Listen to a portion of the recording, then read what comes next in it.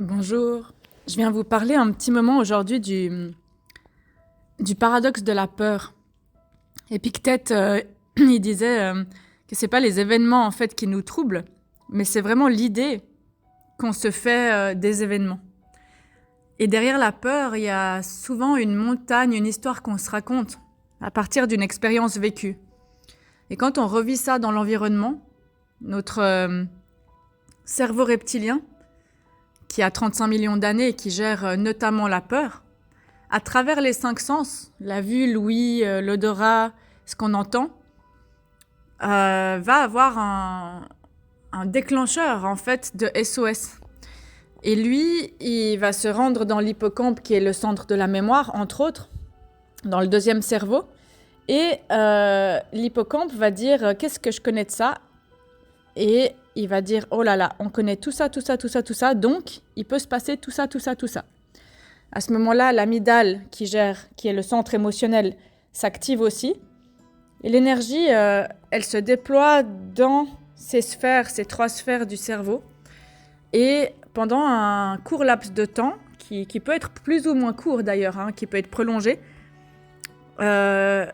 on a moins d'énergie dans le lobe préfrontal, en fait, dans le 3e cerveau, qui nous permet notamment la conscience de soi, la présence à soi. Une pensée rationnelle, logique, posée, calme, une pensée qui permet de faire des choix à ce moment-là.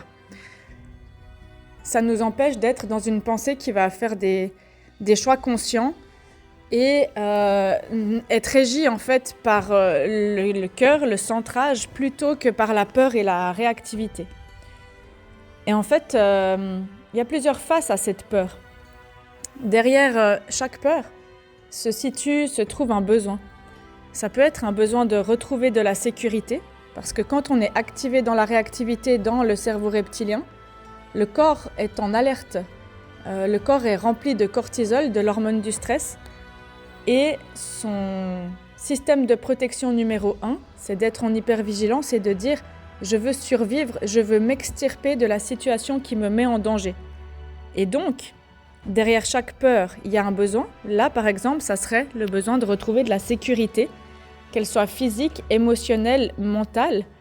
Ça peut être un besoin d'être considéré, de considération, de calmer le système physique. Et puis, ces besoins sont construits à partir de notre histoire, à partir de tout notre expérientiel de vie, tout notre voyage psychosocial, ce qu'on a vécu comme trauma, comme schéma.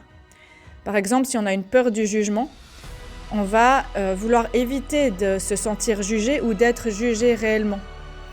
Et du coup, la première phase de la peur, c'est je vais être dans la réactivité si je suis régie par la peur, si je me laisse fonctionner à travers la blessure, à travers la peur qu'il y a derrière, que ce soit une peur du jugement, de représailles, de menaces.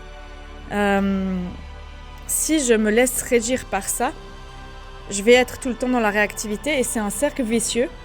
Et en fait, la peur vient me limiter. Elle va m'enfermer dans une boucle sans fin qui tourne. Et elle va m'enfermer dans un comportement clivé de survie face à la fuite de la peur. C'est-à-dire que pour ne pas sentir la peur, je vais fuir, je vais attaquer, je vais critiquer, je vais projeter, je vais peut-être crier. Tous ces comportements nous clivent en fait, nous enferment dans la peur et nous empêchent de créer ce qu'on veut au final. Et c'est ça le paradoxe. C'est que l'idée, c'est de se demander c'est quoi ma peur ? Quand je réagis face à quelque chose, quand quelqu'un ou quelque chose appuie sur un de mes boutons rouges déclencheurs, c'est quoi la peur ? J'identifie ma peur et là, je peux me poser la question, par exemple, c'est quoi la pire chose qu'on puisse me dire ?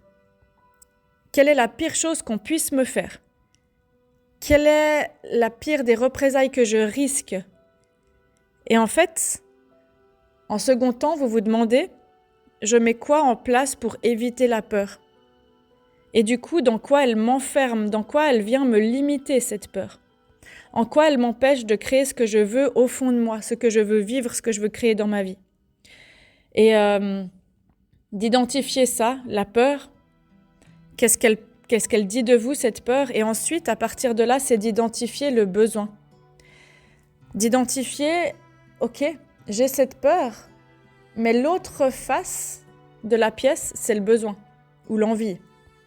Et du coup, comment je peux aller à partir de ce besoin, mettre en place un petit jalon par jour qui va maximiser ce qui vient nourrir mon besoin et travailler sur la peur. C'est-à-dire que plutôt que de simplement travailler sur la peur et la gestion de la réactivité, je vais aussi me tourner mon énergie vers qu'est-ce qui va aller nourrir mon besoin. Et ainsi, je vais retrouver de la sécurité.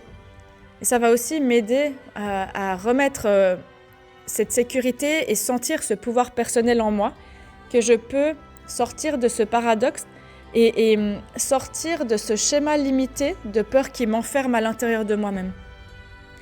Et ça, quand on identifie dans plusieurs situations, ok, là je suis dans une réaction et pas dans une action, qu'est-ce qui me fait réagir ? Ok, c'est ça qui me fait réagir. De quoi j'aurais besoin différemment ? Et finalement, quelle est ma gestion face à cette peur ? Est-ce que je fuis ? Est-ce que je crie ? Est-ce que je me sidère ? Est-ce que je pars en réflexion ? Est-ce que je manipule ? Est-ce que je mens ? Et ça vous permet aussi d'avoir de la compassion face à votre stratégie de défense. L'idée du paradoxe, c'est de comprendre que notre stratégie de survie et de défense, parfois elle nous enferme et même souvent, et on peut en sortir. On peut en sortir. Voilà pour la petite philosophie sur la peur du jour. Merci pour votre écoute, merci de soutenir cette chaîne et de transmettre ces messages si ça peut parler à quelqu'un et vous aider un petit peu au quotidien. À bientôt!